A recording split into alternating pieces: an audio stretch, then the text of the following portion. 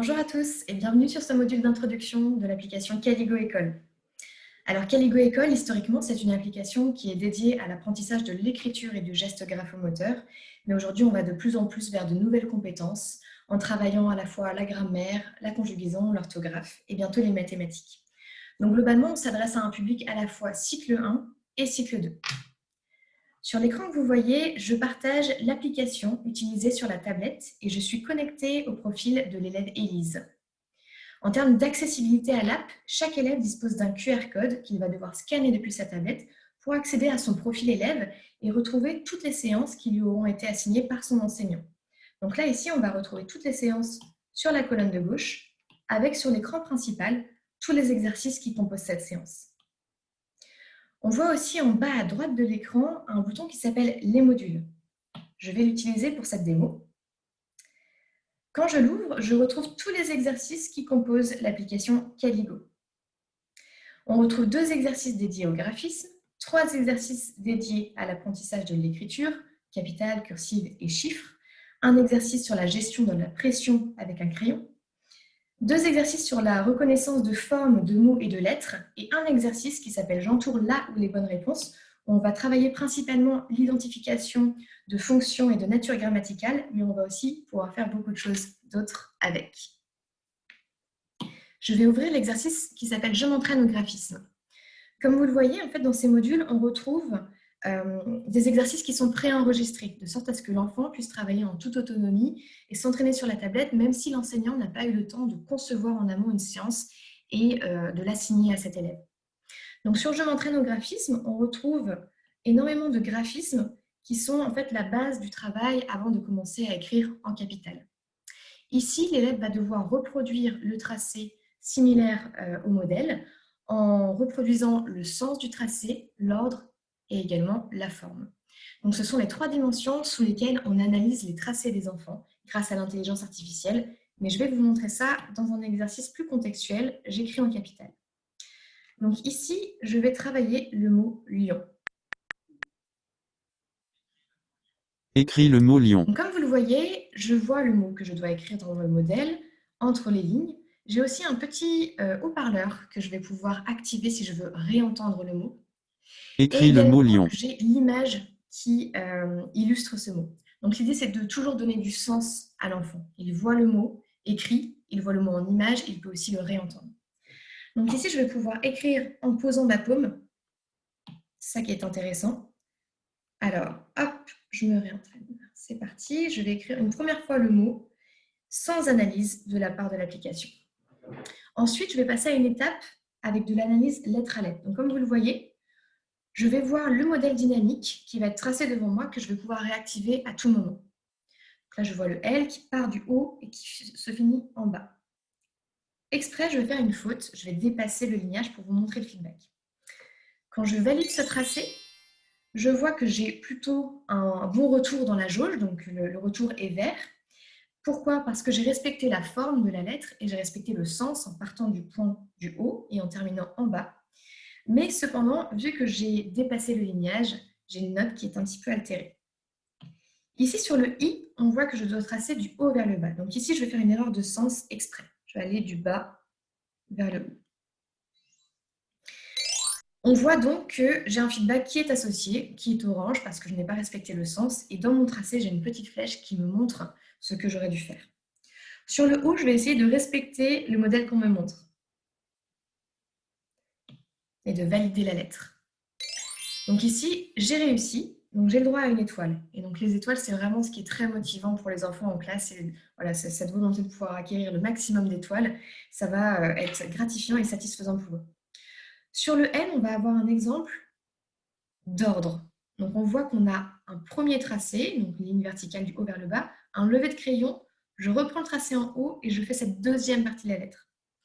Donc ici, pour vous montrer le feedback, je vais faire quelque chose qui n'est pas très naturel pour un élève, mais je vais commencer par la seconde partie de la lettre et je vais terminer par le premier trait. Donc vous voyez, le feedback est altéré aussi, comme pour le sens. J'ai une note orange parce que je n'ai pas respecté l'ordre du tracé. Et c'est là qu'intervient l'intelligence artificielle. Ici, j'ai un parcours qui est personnalisé pour moi parce que je me suis trompée sur la lettre I. Donc là, j'ai une remédiation qui est optionnelle. Je ne l'aurais pas eu si je ne m'étais pas trompée sur la lettre I. On va me proposer de retravailler cette lettre. Donc là, je vais pouvoir regarder le sens dans lequel est tracée la lettre pour proposer la bonne réponse. Je vais devoir la travailler 3 fois. L'idée, c'est qu'ici, à chaque fois qu'un enfant se trompe sur une lettre, il va la retravailler donc 3 fois et il va pouvoir comprendre d'où venait son erreur pour s'améliorer sur le prochain tracé. Là, c'est la même chose sur le N où je m'étais trompée en termes de sens. Et en fin d'exercice, je vais avoir l'occasion de retracer le mot en entier pour m'améliorer sur un dernier essai. En termes d'intelligence artificielle, il y a un autre exercice qui est très intéressant, qui est je m'exerce au tracé graphique. Donc ici, c'est l'exercice idéal pour travailler les graphismes pré-apprentissage de cursive. Donc on va travailler les boucles, les ponts, etc. Je vais Trace tracer des ce boucles modèle. en suivant le modèle. Donc, comme vous le voyez, j'ai l'aide d'un filigrane et même d'un pointillé au début qui disparaît sur la fin. Donc là, je vais essayer de respecter le tracé. Donc, vous voyez, à chaque fois, j'ai une petite bille à suivre que je ne peux jamais atteindre et le but, c'est toujours de guider au maximum l'enfant. Je vais valider ce tracé et là, j'ai mon étoile. Donc, vu que j'ai réussi, l'étape suivante va être adaptée à mes performances et à mes résultats. Donc, elle est plus difficile. Je n'ai plus le filigrane, j'ai uniquement un pointillé avec des petits ronds que je vais devoir entourer. Voilà. Donc là, je réussis encore. Et l'étape suivante va se corser à nouveau. Donc là, cette fois-ci, je n'ai même plus les petits ronds, j'ai uniquement le pointillé. Donc, imaginons que c'était la difficulté de trop pour moi et que je vais faire quelque chose, voilà, de forcé, mais de pas bon. L'exercice va se réadapter en me proposant quelque chose d'à nouveau plus facile. Donc là, je retrouve un filigrane avec des pointillés qui va disparaître sur la fin. Donc si là, je me retrompe à nouveau, je vais encore passer sur une étape plus simple où le filigrane va continuer pour m'accompagner au maximum dans mon tracé. Donc là, le but, c'est de toujours positionner l'enfant en position de réussite. À chaque fois, il a l'occasion de se réentraîner avec une aide pour accompagner ses résultats. Donc, c'est vraiment 100% personnalisé. On peut passer à l'exercice en cursive qui dispose de 2 modes différents. On a un mode lettre à lettre et un mode levée de crayon. Donc, le mode lettre à lettre, il est très intéressant lorsqu'on commence tout juste à apprendre à écrire en cursive. Je vais travailler le mot celle. Comme vous le voyez Écris ici, la déjà, lettre ce qui est C. intéressant, c'est la disposition du modèle dynamique qui est situé à gauche. Pourquoi est-ce qu'elle est à gauche? Parce que dans mon profil élève, j'ai renseigné Élise avec une latéralité de droitier. Donc, j'ai dit qu'elle était droitière.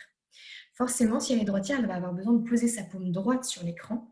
Et donc, pour ne pas cacher le modèle, on dispose le modèle à gauche. Donc, de cette manière, je peux écrire en posant ma paume et en voyant le modèle. Si j'avais renseigné que j'étais gauchère, j'aurais eu l'inverse. Donc, sur ce mode lettre à lettre, on va travailler le mot lettre par lettre, comme ça s'entend. Donc, c'est vraiment pour débuter la cursive. Et puis ensuite seulement, on va aller travailler le mot par groupe de lettres. Donc, par exemple, sur le mode levé de crayon, ici, vous allez voir, je travaille Écris déjà le mot le celle. mot en entier en premier jet. Et ensuite, je vais travailler par groupe de lettres. Donc là, je vais devoir associer C, E et L, etc. Donc ça, c'est déjà pour un niveau un peu plus avancé. Un exercice aussi intéressant, c'est la gestion de la pression du crayon. Donc ça, c'est vraiment un exercice qu'on va pouvoir faire uniquement sur tablette, où on va pouvoir analyser la pression et puis donner un feedback associé. Une mauvaise gestion de la pression peut avoir des gros incidents sur le geste graphomoteur. On voit beaucoup d'élèves transpercer leurs feuilles de papier avec leur stylo. Et donc ici, vraiment, on va venir travailler cette bonne gestion de la pression à travers en plus des exercices très ludiques.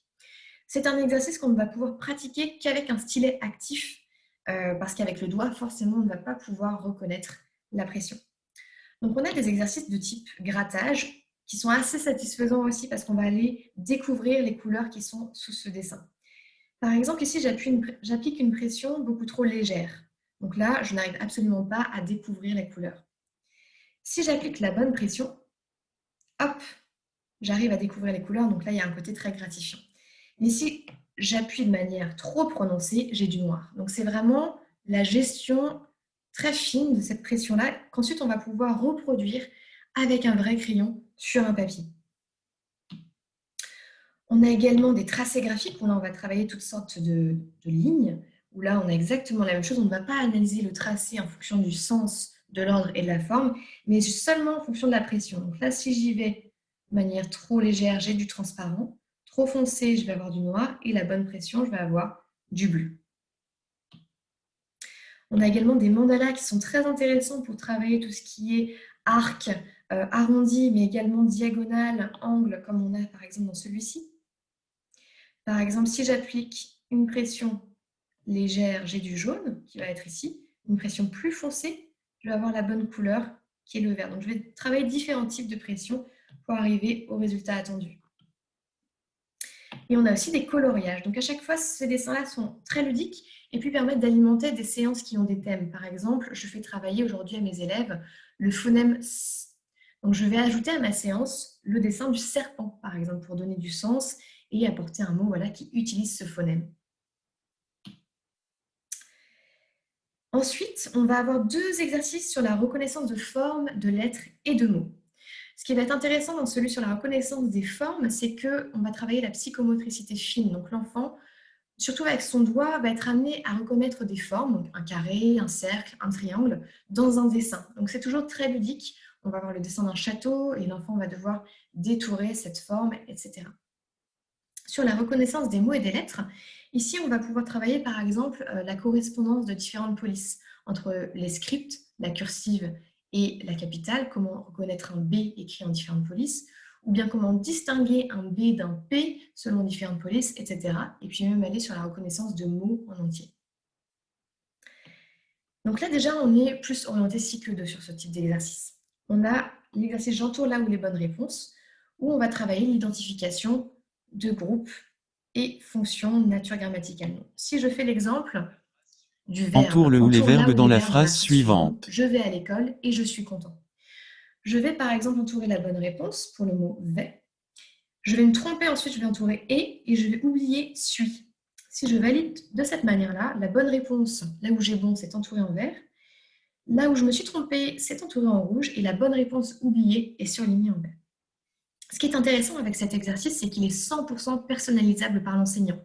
Donc, dans son espace dédié, que je vais vous montrer juste après, l'enseignant va pouvoir personnaliser l'instruction, mais également les bonnes réponses. Ça veut dire qu'en fait, l'exercice est une page blanche qu'on peut utiliser pour travailler l'identification de vocabulaire, de phonèmes, la conjugaison ou même les mathématiques. On peut poser un problème dans la consigne et proposer là où les bonnes réponses entourées.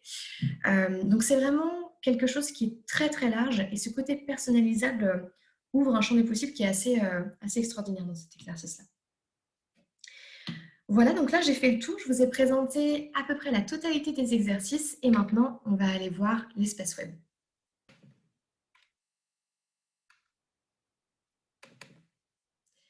Alors, allons voir l'espace web qui est juste ici. Donc, sur l'espace web, c'est un espace qui est dédié à l'enseignant. Donc, il va pouvoir à la fois gérer toute la partie administration. Par exemple, je suis administrateur, j'ai un compte administrateur, je vais pouvoir ajouter les autres enseignants de mon école, par exemple. Ensuite, je vais pouvoir aussi gérer ma classe, donc déterminer le niveau de ma classe, ajouter mes élèves manuellement, les importer tous d'un coup via un fichier Excel.csv. En fin d'année, je vais également pouvoir gérer les transferts d'élèves de classe en classe. Et puis, comme on le disait tout à l'heure, on a l'accès à ces fameux QR codes. Donc, les QR codes pour se connecter en classe, qui sont ici, je vais pouvoir les télécharger, les imprimer et les distribuer à mes élèves. Mais j'ai également des QR codes maison. Donc, ce qui est intéressant sur les QR codes maison, c'est que l'enseignant va pouvoir assigner du travail à réaliser à distance. Typiquement, sur les périodes de confinement, ça a pu être très utile, mais également pour un élève qui est malade et qui ne peut pas revenir à l'école pendant longtemps. Grâce à ces QR codes-là et cet accès famille, on va pouvoir assurer la continuité pédagogique. Et c'est aussi quelque chose de très qui a beaucoup de valeur aujourd'hui. On a un onglet qui s'appelle Paramètres, qui est assez intéressant. Aujourd'hui, l'application Caligo est de plus en plus inclusive. On va permettre l'adaptation de la difficulté des exercices selon les élèves. Donc ça, là, ici, ces paramètres-là peuvent s'appliquer à l'ensemble de la classe d'un coup. Par exemple, le niveau de difficulté que j'ai paramétré sur phase initiale, ce qui signifie le plus facile. Ce niveau de difficulté va agir sur l'indulgence de la jauge plus c'est facile, plus il va être aisé d'obtenir des étoiles. Et donc, plus les enfants vont être encouragés parce qu'ils ne vont pas avoir un feedback trop exigeant comme voilà, du rouge ou du orange. Donc ça, c'est très pratique, notamment si je suis avec une classe de moyenne section et je vais pouvoir ensuite l'élever pour les grandes sections, etc. Ensuite, on retrouve beaucoup de paramètres liés à la couleur de l'écriture, les repères visuels, l'épaisseur de la ligne, etc., l'espacement de l'interlignage et l'interlignage coloré. Donc, toutes ces choses-là, ça va être idéal pour s'adapter à des élèves qui peuvent avoir des troubles de l'apprentissage de type 10. Ce qui est intéressant, c'est que ces paramètres-là, on va les retrouver au niveau individuel des élèves. Donc, par exemple, on sait qu'aujourd'hui, on a entre 1 à 3 élèves ayant un trouble 10, type dyslexie, mais aussi dysgraphie, dyspraxie, dysorthographie, dyscalculie et j'en passe. Et ainsi, on va pouvoir adapter la difficulté des exercices selon le profil de l'élève. Imaginons que Brenda ait besoin d'avoir un repère visuel avec un cadre coloré pour tracer sa lettre, donc du bleu pour imaginer le ciel, le marron pour la terre, le feu vert et le feu rouge de chaque côté, c'est possible. Également l'interlignage coloré, etc. Donc ce sont des choses qui sont très demandées notamment par les professionnels de santé pour les élèves 10. Donc c'est de cette manière que l'application est vraiment aujourd'hui de plus en plus inclusive. Ensuite, dans administration, on retrouve aussi les modèles d'écriture. Donc les modèles d'écriture sont à paramétrer pour toute l'école. Ce sont les modèles qui vont être montrés par les modèles dynamiques de l'application et que je vais devoir reproduire en tant qu'élève. Donc par exemple, tout à l'heure, on a travaillé le mot lion. On a pu voir que dans le mot lion, le L était tracé ainsi, un point vers le haut, et en un seul tracé, j'avais la lettre. En tant qu'enseignant, j'aurais aussi pu déterminer avoir ce tracé-là comme modèle principal, ou alors celui-ci, ce qui signifie que ça aurait été ce modèle-là qui aurait été montré par l'élève. Je peux choisir de tolérer ou de ne pas tolérer certains tracés, ce qui va avoir un impact sur la note. C'est-à-dire que si l'enfant trace le L comme ceci, alors que moi j'avais paramétré celui-ci en modèle principal, si je le tolère, son score ne va pas ou peut être impacté. Donc vraiment, on s'adapte à 100% aux méthodes pédagogiques d'enseignement des professeurs des écoles. Dans la partie séance, on retrouve toute la partie conception des séances. Donc là, ici, je vais pouvoir créer une séance de 0. Donc par exemple, hop, je l'appelle ma séance. Je l'ajoute et ensuite, je vais pouvoir déterminer si je souhaite qu'elle soit réalisée en classe, auquel cas elle sera sur le QR code classe, ou à réaliser à la maison, elle sera sur le QR code famille. Je peux ajouter les exercices que je veux et les personnaliser. Par exemple, je peux écrire les mots que je veux selon les thèmes abordés de l'année, avec les paramètres que je veux aussi sur le lignage. On retrouve exactement les exercices qu'on avait tout à l'heure. Et ensuite, ce qui est intéressant, c'est la partie élèves, où je peux assigner à cette séance les élèves de mon choix. Je peux soit tous les assigner d'un coup, ou alors vraiment faire de la différenciation pédagogique. Par exemple, je sais que cette séance est à travailler par Clémence et Flora, eh bien, j'assigne uniquement Clémence et Flora. Et de cette manière, chaque élève va retrouver sur son profil des séances différentes et adaptées à leurs difficultés. J'ai également la Caligothèque. Alors la Caligothèque, c'est une bibliothèque de contenu qu'on a conçue avec notre responsable pédagogique qui travaille chez Caligo. Et donc, on va retrouver des séances qui abordent des compétences travaillées de manière uniforme par tout le corps professoral. Donc, par exemple, ici, on est sur l'apprentissage de l'écriture des capitales. On va retrouver cet apprentissage décliné par leçon. On va avoir d'abord l'apprentissage des lettres droites, ensuite les lettres ovales, obliques, les combiner et on va finir par la lettre S. Donc ça, c'est vraiment une progression qui est suivie par l'ensemble des enseignants. Ici, on retrouve l'ensemble des exercices qu'on propose. Donc si je suis intéressée par cette séance, je vais pouvoir personnaliser la séance en termes de lignage, etc., adapter vraiment l'exercice à mes méthodes d'enseignement. Et si elle me plaît, je vais l'ajouter à mes séances. Si je clique sur « Voir la séance », je vais la retrouver dans mon propre portefeuille de séances. Et là, je suis libre de la personnaliser entièrement. Donc, je peux supprimer des exercices s'ils ne me conviennent pas. Je peux choisir de la réaliser en classe ou à la maison et assigner les élèves de mon choix. Et puis, la dernière partie qui est très intéressante sur l'espace web de l'enseignant, c'est la partie suivi des élèves. où ici, en fait, on va retrouver tous les exercices, tous les résultats des exercices qui auront été faits par mes élèves. En fait, dès qu'un élève va faire un exercice sur tablette et qu'il va le valider, l'exercice, le résultat, va remonter vers l'espace web. Par exemple, ici, je peux voir que Brenda a réalisé la séance La rentrée à moitié ou même pas, seulement les 2 premiers exercices.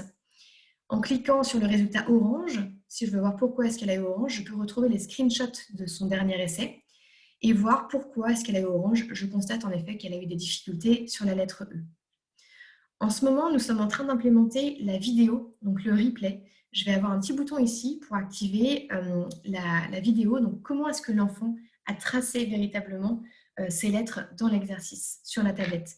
Et donc, c'est ainsi que je vais pouvoir comprendre le sens dans lequel il a tracé sa lettre, parce que finalement, sur un screenshot, le sens est figé. Donc, même si on voit ici les petites flèches, ça va quand même aider l'enseignant à analyser les résultats. Et puis pour terminer, on a un tableau de bord par compétences. Donc ici, on regroupe les différentes compétences travaillées avec Caligo pour l'instant. Les capitales, savoir écrire en cursive, savoir écrire les chiffres. Et on a une analyse synthétique de toutes ces compétences en colonne avec toutes les personnes composant, tous les élèves composant ma classe. Je peux également filtrer sur les notions qui sont acquises, en cours d'acquisition, non acquises. Donc par exemple ici, si je m'intéresse à la notion de la lettre capitale S, je vois que Brenda et Céline n'ont pas vraiment réussi. Je peux comprendre pourquoi en accédant aux derniers essais sur cette lettre-là. Et éventuellement, derrière, former un groupe de besoins et assigner des séances dédiées sur cette notion, la lettre S, seulement pour Brenda et Céline. Donc c'est vraiment l'intérêt de cet outil, c'est de faire gagner du temps sur l'analyse des diverses compétences selon les élèves et ensuite de pouvoir faire de la différenciation pédagogique. Voilà, donc là, je vous ai présenté Caligo École en 20 minutes. J'espère que ça vous a plu et n'hésitez pas si vous avez des questions.